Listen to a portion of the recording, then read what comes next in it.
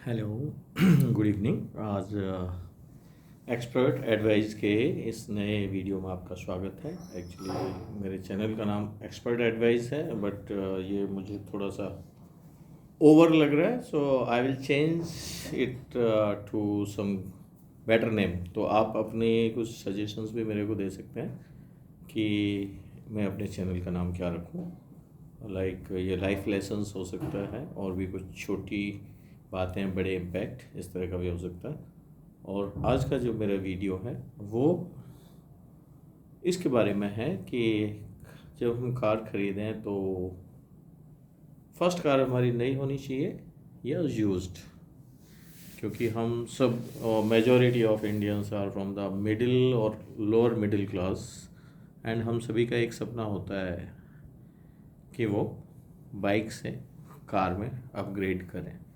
मेरे ख्याल से हर मिडिल क्लास और लोअर मिडिल क्लास और जो स्ट्रगलर्स हैं, जो अपनी लाइफ में अच्छा कर रहे हैं, उनका हमेशा एक सपना है कि वो कब उनका दुपहिया वाहन से पीछा छूटे और वो एक चार पहिए वाली गाड़ी में स्विच करें।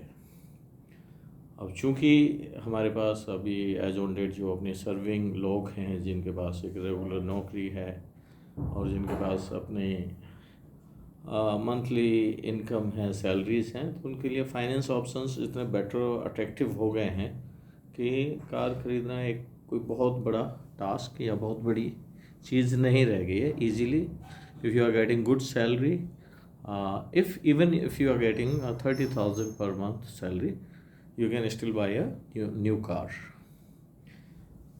तो ज़्यादातर लोगों का मेरे से जैसे डिस्कशन होता रहता है, पूछते रहते हैं, तो ये आम बात है, आम क्वेश्चन बन जाता है कि कार नई खरीदी जाए, जो पहली कार है नई लेना सही है या पुरानी लेना चाहिए।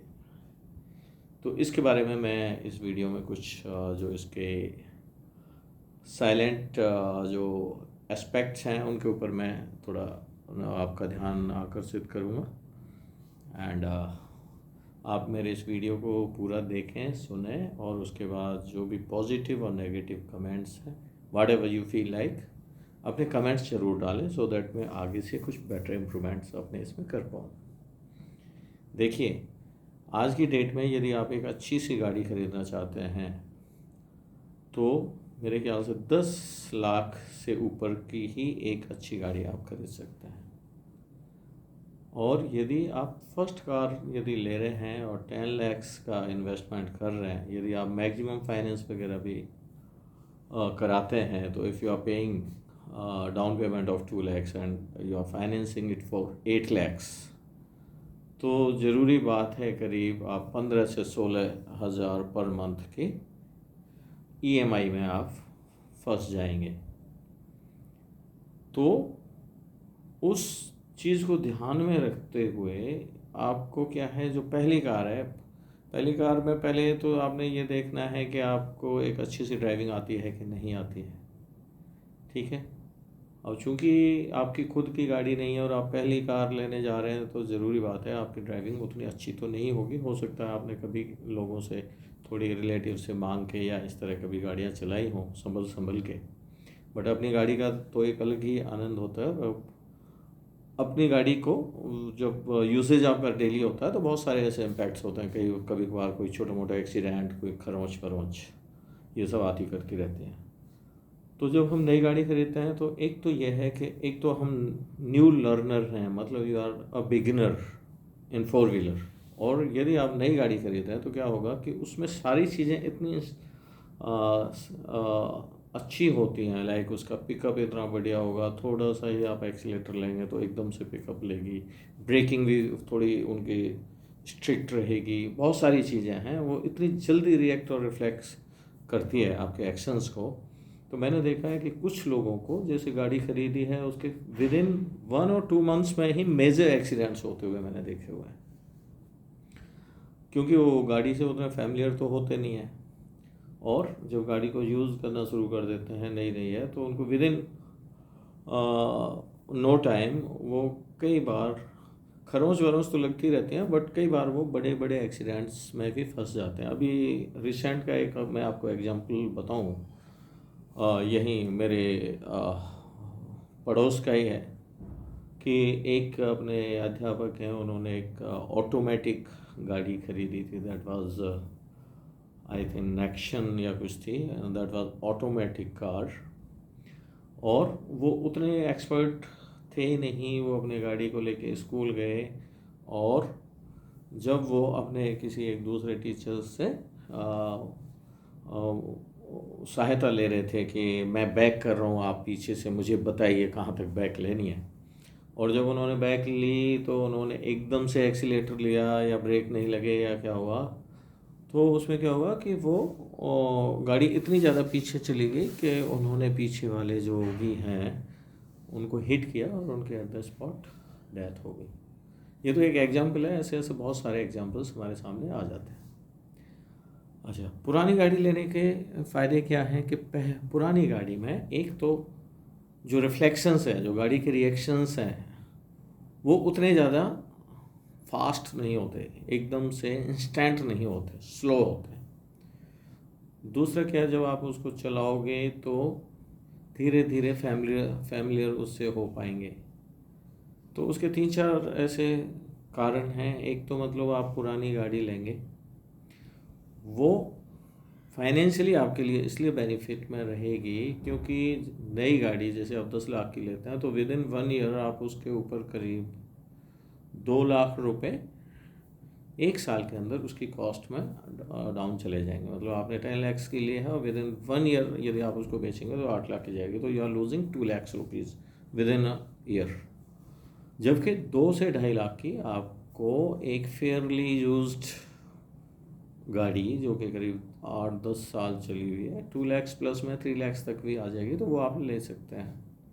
उसका क्या है कि आप उस पर खुद को भी, अपनी वाइफ को, बच्चों को, यदि वो ड्राइविंग करने लायक है तो उनको उस गाड़ी पे अच्छे से सिखाएं। आप खुद उससे फैमिलियर हो, उनके आदतों से, गाड़ी का मेंटेनेंस है, कब उनके टायर बदलने हैं, कब उनका व्हील अलाइनमेंट ड्यू है, क्या क्या उनकी छोटी छोटी प्रॉब्लम्स होती हैं। तो जब गाड़ी से आप अच्छे से फैमिलाइज हो जाएंगे तो 1 और 2 ईयर्स के बाद जब आप उस गाड़ी को बेचेंगे then you can go for the new car.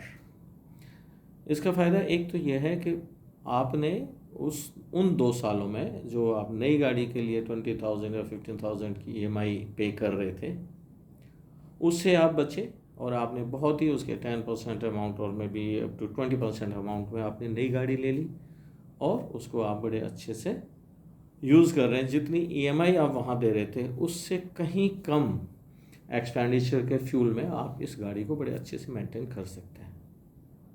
और इसके अलावा जब इस गाड़ी को आप इस तरह से चलाएंगे कराएंगे तो वैसे भी आपको उतना कॉस्ट इसकी नहीं पड़ेगी और इससे गाड़ी से फैमिलाइज होने में आपको बड़ा फ़ायदा मिलेगा। जब 1 साल या 1.5 साल के बाद इस गाड़ी को आप बेचेंगे तो क्या है कि जितने भी कार एजेंसीज़ हैं, जो न्यू कार डीलर्स हैं, वो हमेशा एक एक्सचेंज ऑफ़र रखते हैं। जैसे आप पुरानी गाड़ी उनको एक्सचेंज में देंगे तो उस गाड़ी की वैल्यूएशन के साथ साथ कुछ एक्सचेंज ऑफर्स होते हैं। इवन आपकी गाड़ी यदि स्क्रैप में भी जाती है, यदि फॉर एग्जांपल यदि वो 25,000 की भी यदि वो गाड़ी उन्होंने वैल्यूएट करी है तो कुछ ऐसे एक्सचेंज ऑफर्स आ जाएंगे और बहुत सारी ऐसी चीज़ें आएंगी कि उनमें करीब 1 से 1.5 लाख रुपए के आपके बेनिफिट्स मिल जाएंगे जब नई गाड़ी लेंगे। तो आपने पुरानी गाड़ी को जब 2 साल यूज़ किया उसके बाद उस पर ओनली आपने कितना लूज़ किया, हार्डली 50,000, और उसमें आप सारे गाड़ी चलाना भी सीख गए और अब आप एक नई गाड़ी को मैनेज कर सकते हैं बड़े अच्छे से, क्योंकि आपको गाड़ी की हैबिट्स, गाड़ी के रख रखाव और गाड़ी की जो प्लस एंड माइनस है सारी चीज़ों का पता चल जाता है। ठीक है, तो और इस तरह मतलब उन 2 सालों में आप फाइनेंशियली भी अपने आप को काफ़ी मजबूत कर सकते हैं।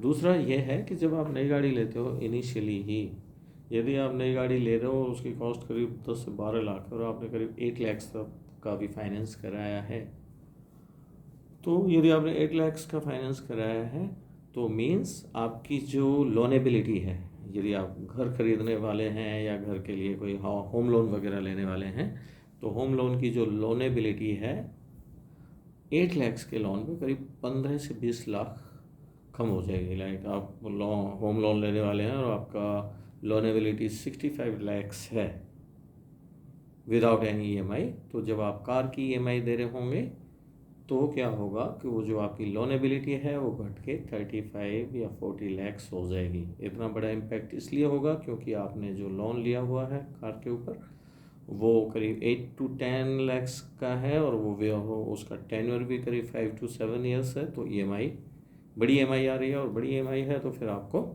जो घर के लिए या किसी और काम के लिए जो आपकी लोनेबिलिटी है वो आपकी बहुत कम हो जाएगी।